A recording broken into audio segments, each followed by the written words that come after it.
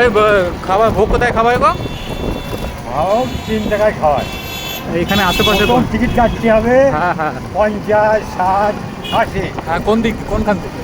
ওই মেন গেটেই। আচ্ছা, মেন গেটে। টিকিটটা। হ্যাঁ এই দিকে খালি এইটাই 50 টাকায় ঘরে।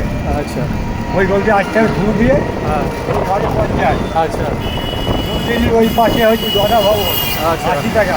আচ্ছা তার পাশে হচ্ছে গীতা ভবন, 60 টাকা। আচ্ছা। টাকা।